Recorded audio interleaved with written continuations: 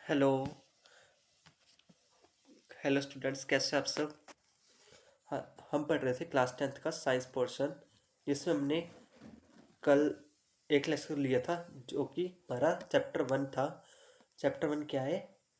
Chemical reaction and equations. तो कल हमने कुछ केमिकल इक्वेशन रिएक्शन देखी थी डिफरेंट टाइप की, जिसमें हमने displacement, decomposition, composition, double displacement, neutralization वगैरह वगैरह हमने ये सारी पढ़ ली है। ठीक है, कॉम्बिनेशन, कंपोजिशन, डिकम्पोजिशन, है ना, ये सारी हमने लास्ट लेक्चर में पढ़ ली है। ठीक है, तो हम अपना उसके नेक्स्ट पार्ट स्टार्ट करते हैं, जो है लॉ ऑफ कंजर्वेशन ऑफ मास। जिसने पहली वाली क्लास नहीं देखी, पहले वो फर्स्ट लेक्चर जाके देखा है, उसके बाद हम उसके बाद वो ये वाला लेक्चर अटेंड करें। ठीक है। हाँ, चलो। पहले क्या है law of conservation of mass? Law of conservation of मास क्या बोलता है कि जब भी कोई रिएक्शंस होती है, ठीक है, कोई रिएक्शन होती है, उसमें क्या एलिमेंट्स यूज होते हैं, है ना, मतलब नाइट्रोजन है, हाइड्रोजन, हीलियम, लिथियम वगैरह कुछ भी यूज हो रहा है। ठीक है, तो क्या होगा, जो मास होगा, ठीक है, अब हमें पता है इस साइड क्या होता है, रिएक्टेंट्स होते हैं, है ना, और इस साइड क्या होता है, यहाँ पे जो आते हैं प्रोडक्ट्स हो जाते हैं, है ना। हाँ, मतलब जो हमारे जैसे एलिमेंट्स है, ठीक है, यहाँ पे हमें पता है कुछ ए होगा प्लस यहाँ पे कुछ बी एलिमेंट होगा, है ना। जो चीज़ें यहाँ पे यूज हुई है वही यहाँ पे बनती है, बट उसके क्या केमिकल फॉर्मूले चेंज हो जाते हैं, है ना। आपको मैंने कल बताया था कि उसमें नया प्रोडक्ट बन जाता है, बट जितने हमारे इसका मास होगा, अब जैसे आपको मैं कोई क्वेश्चन लेके बताता हूँ। कल हमने न्यूट्रलाइजेशन रिएक्शन की थी, ठीक है, वो ही यूज़ करते हैं।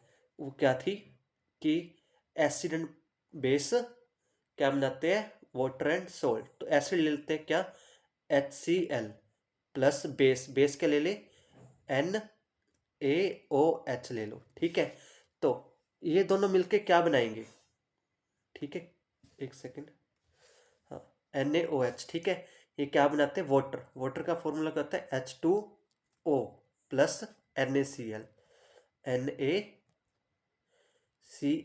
ठीक है, अब देखो हमारे यहाँ पे क्या है, हाइड्रोजन।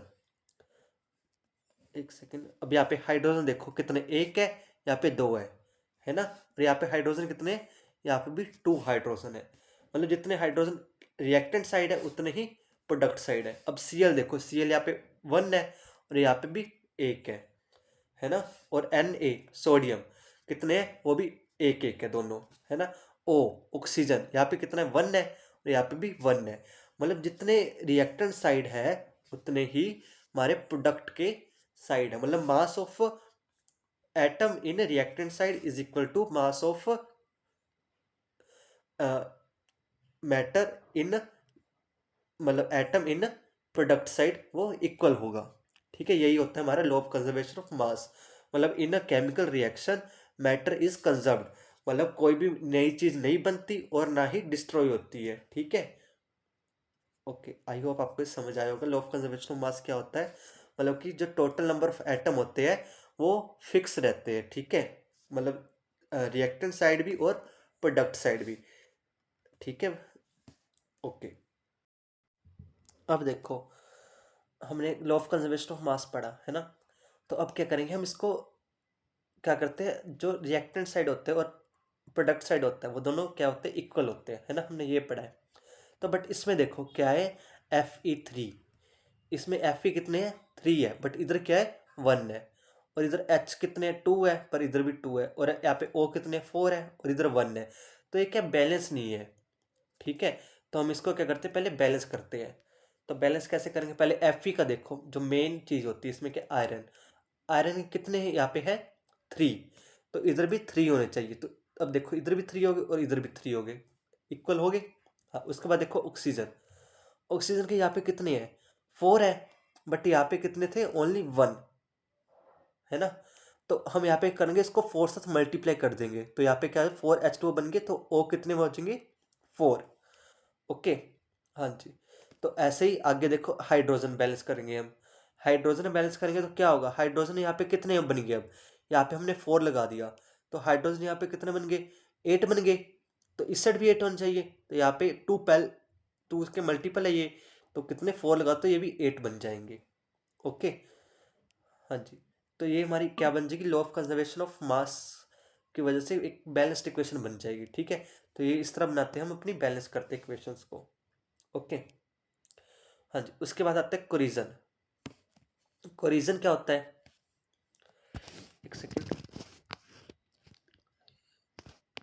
कोरिजन, कोरिजन क्या होता है, अगर कोई मेटल है जैसे, ठीक है, मेटल को अगर हम एयर में रख दे, मतलब ओपन एयर में रख दे, एटमॉस्फेरिक गैसेस में रख दे, मींस ऑक्सीजन और कार्बन डाइऑक्साइड प्रेजेंस में रख दे, ठीक है, तो उसमें क्या होता है, रिएक्शन हो जाती है।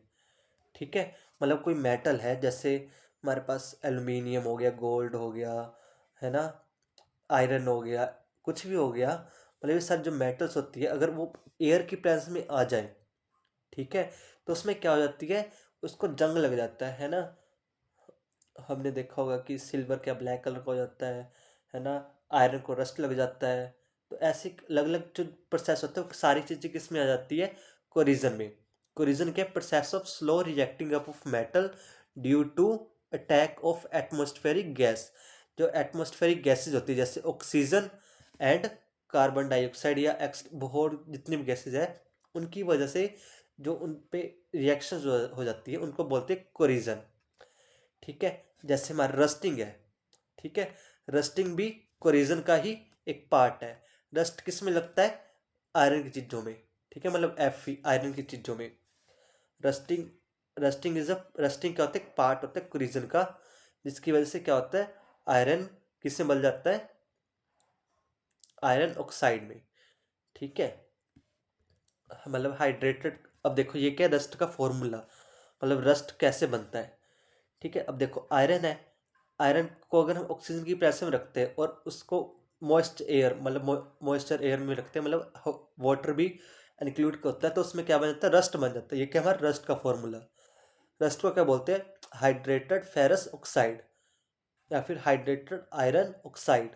ओके, हाँ। और अब कोरिजन, कोरिजन को हम प्रिवेंट कैसे कर सकते हैं, मतलब कोई भी मेटल को का कोरिजन होने से हम कैसे बचा सकते हैं। तो अलग अलग मेथड्स होते हैं, कोई पेंट कर देता है, जैसे आयरन को जंग लगता है, तो लोग उसको बचाने के लिए क्या करते हैं, उसमें पेंट अप्लाई कर देते हैं ना, या गैल्वेनाइजेशन, मतलब या फिर उसमें और कोई मेटल की परत चढ़ा देते हैं, है ना, या फिर ऑयल या ग्रीजिंग करके, मतलब ऑयल लगा के उसको, है ना। और उसके बाद क्या, एल्यूमिनियम हैज़ एडवांटेज, बट जब एल्यूमिनियम का क्या होता है, कोरिजन होता है, तो उसमें क्या बन जाता है, एक एल्यूमिनियम ऑक्साइड फॉर्म हो जाता है। ठीक है, अगर एल्यूमिनियम ऑक्सीजन की प्रेस में आता है, तो वो क्या एल्यूमिनियम ऑक्साइड बना जाता है। ठीक है, तो उसकी फॉर्म्ड हो जाता है as a result of corrosion. और वो क्या करता है, एक प्रोटेक्टिव लेयर की तरह काम करता है, एल्यूमिनियम को एक प्रोटेक्टिव लेयर दे देता है।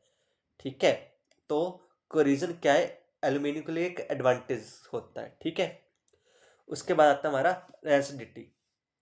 रेसिडिटी क्या होती है, रेसिडिटी क्या होती है, जैसे हमारी कुछ चीज़ें खाने की चीज़ें होती है, जैसे फूड होता है, ठीक है, फूड या कोई भी चीज़ है, खाने की चीज़ है, उसमें क्या होता है, हमें पता है ऑयल होता है ना, और फैट होता है ना। हाँ, तो ऑयल और फैट क्या करते हैं, ये ऑक्सीजन की प्रेस में आके क्या करते हैं, रिएक्ट हो जाते हैं, है ना। अब आपको पता होगा कि अगर कोई चीज़ काफ़ी टाइम के लिए बाहर पड़ी रहे, तो क्या होती है, वो ख़राब हो जाती है ना। उसका क्या होता है, स्मेल और टेस्ट ख़राब हो जाते हैं ना, वो मतलब स्मेल, उसकी कोई गंदी सी स्मेल आने पड़ती है ना, टेस्ट भी उसका अजीब सा हो जाता है। हाँ, तो क्या होती है, उस रेसिडिटी हो जाती है। ठीक है, मतलब क्या ऑक्सीजन ऑक्सीडाइज हो जाता है, वो ऑक्सीजन की प्रेस में आके वो ऑक्सीडाइज हो जाता है। ठीक है, तो उस मतलब ऑक्सीडाइजेशन ऑफ ऑयल और फैट इन फूड। ठीक है, और फूड में जो ऑयल और फैट होता है, वो क्या ऑक्सीडाइज हो जाता है, और उसकी वजह से क्या होता है, जो हमारी खाने की चीज़ है, उसका स्मेल और टेस्ट है, वो बैड हो जाता है। ठीक है, इसको बोलते हैं हम रेसिडिटी। ठीक है, ओके। और हम रेसिडिटी को कैसे बचा सकते हैं कि कोई चीज़ है ऑक्सीडाइज ना हो, तो उसमें क्या एंटीऑक्सीडेंट ऐड करके, ठीक है, मतलब खाने में एंटीऑक्सीडेंट ऐड कर दो तो वो ऑक्सीडाइज नहीं होगा, ठीक है।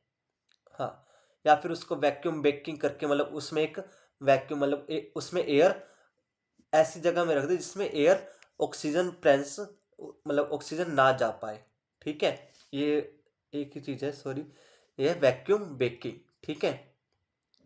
हाँ, उसके बाद है रिप्लेसिंग बाय नाइट्रोजन। अब हमें पता है जो चिप्स वगैरह के पैकेट होते हैं, ठीक है, खाने के पैकेट होते हैं, उसमें कौन सी गैस होती है? नाइट्रोजन, है ना। नाइट्रोजन क्यों होती है? क्योंकि नाइट्रोजन क्या करती है, ऑक्सीजन को आने नहीं देती, है ना। तो ऑक्सीजन को आने नहीं देगी तो वो क्या है, जो चिप्स वगैरह होंगे वो ऑक्सीडाइज नहीं होंगे। तो क्या हो जाता है, जो खाने की चिप्स वगैरह के पैकेट्स होते हैं उसमें कौन सी गैस भरी जाती है? नाइट्रोजन।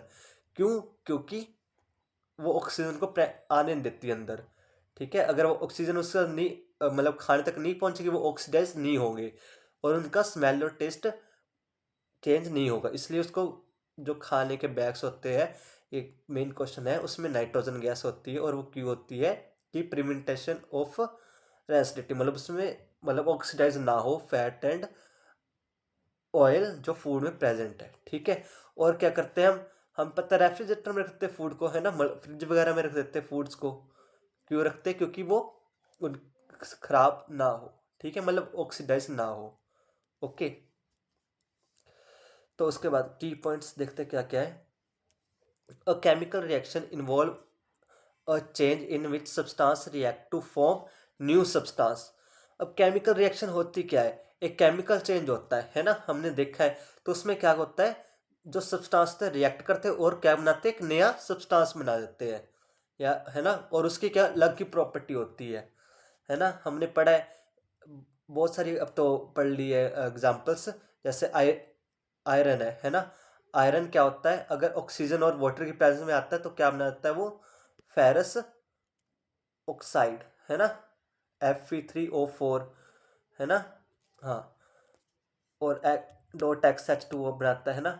हाँ, तो ये क्या बनाता है, एक उन, और देखो, अब आयरन होता है ना, और उससे क्या बन गया, रस्ट बन गया, नई चीज बन गई, है ना। हाँ, और उसकी प्रॉपर्टीज भी अलग अलग होती है। तो उनकी क्या इंटायरली न्यू प्रॉपर्टीज होती है। सब्सटेंस दैट रिएक्ट्स और take in a reaction are known as reactants. और आपको मैंने बताया जो इस साइड जो चीजें होती है वो रिएक्टेंट्स होती है ना। And the substance formed as known as, और जो नए सब्सटेंस बनते हैं, जो इस तरह नए सब्सटेंस बनेंगे, ठीक है, उसको क्या बोलते हैं हम? Products, okay. ये तो मैंने आपको पहले बता दिया, चलो। उसके बाद क्या, ड्यूरिंग द केमिकल रिएक्शन, अगर कोई चीज केमिकल रिएक्शन हो रही है तो क्या होती है, there is a breaking of bond between atom. हाँ, अब देखो जैसे हमारे पास ये था HCl प्लस NaOH, ठीक है। अब यहाँ पे क्या आता है, इन दोनों के बीच में बॉन्ड है और इन दोनों के बीच में बॉन्ड है ना। बट ये क्या, ये दोनों, ये वाले बॉन्ड टूट के आपस में बन जाते हैं। तो यहाँ पे क्या होता है, ब्रेकिंग ऑफ बॉन्ड होता है ना, ऑफ द रिएक्टेंट्स, मतलब, है ना। अभी ब्रेक हो जाते हैं जो बॉन्ड होते हैं इनके बीच में, ठीक है। और क्या होता है, मॉलिक्यूल्स गिव टू प्रोडक्ट, मतलब वो क्या, मॉलिक्यूल्स टू गिव प्रोडक्ट, और वो क्या प्रोडक्ट बना देते हैं, मतलब जो उनके बीच में बॉन्ड होता है वो टूट जाते हैं, ठीक है। अब HCl के बीच में बॉन्ड होगा तो वो टूटेगा तभी तो वो HCl इसके पास जाएगा, है ना। हाँ, तो इसके बाद chemical reaction can observed with the help of any of the following observation. हाँ, तो इसमें हम इसको ऑब्जर्व कैसे कर सकते हैं, तो उसमें क्या होगा, एवोल्यूशन ऑफ गैस होगी, ठीक है, या फिर उसमें टेम्परेचर चेंज होगा उसका, ठीक है, या फॉर्मेशन ऑफ प्रेसिपिटेट आएगी, मतलब उसके प्रेसिपिटेट बन जाएंगे, ठीक है, या फिर उसका कलर चेंज हो जाएगा, या उसका स्टेट, चेंज ऑफ स्टेट हो जाएगी, ठीक है। तो ये सारी चीज़ें क्या हो जाती है, हमें पता चलता है कि क्या उसमें एक केमिकल रिएक्शन हुई है, ठीक है। ये उसके कुछ मेन पॉइंट्स हैं। ओके, हम फिर आज का लेक्चर यहाँ तक ही रखते हैं। कल हम इसके नेक्स्ट करेंगे। तब के लिए have a nice day. And आपको इसके बाद अ, कौन सा चैप्टर करना है वो भी आप कमेंट बॉक्स में बता सकते हैं। Thank you and have a nice day.